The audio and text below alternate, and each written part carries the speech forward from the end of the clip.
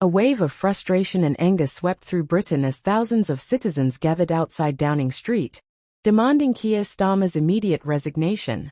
The air was charged with emotion, voices echoing through the streets in a unified cry for change. This wasn't just a protest.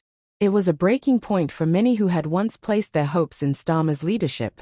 But what led to this dramatic fallout? What could possibly push loyal supporters to turn their backs so vehemently? You don't want to miss the twists in this story, so stick around until the end.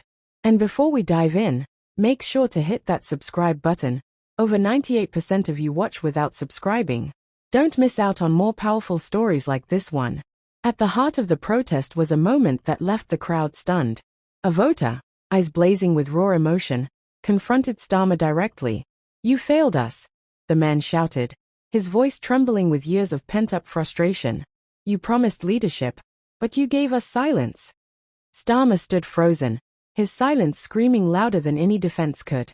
Was this just one man's bitter outburst? No. This was a collective cry of betrayal from millions who feel unheard, abandoned, and disillusioned. But how did Starmer, once hailed as Labour's savior, fall so far from grace?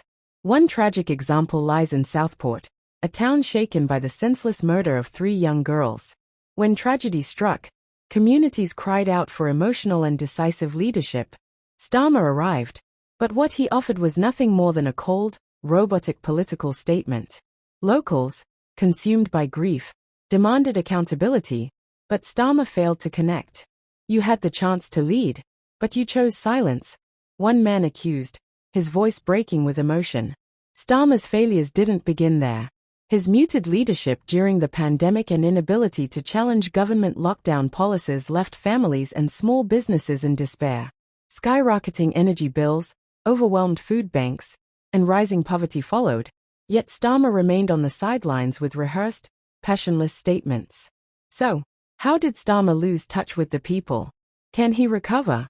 Or is this the final chapter of his leadership? Let us know your thoughts in the comments. And don't forget to subscribe for more in-depth stories like this one.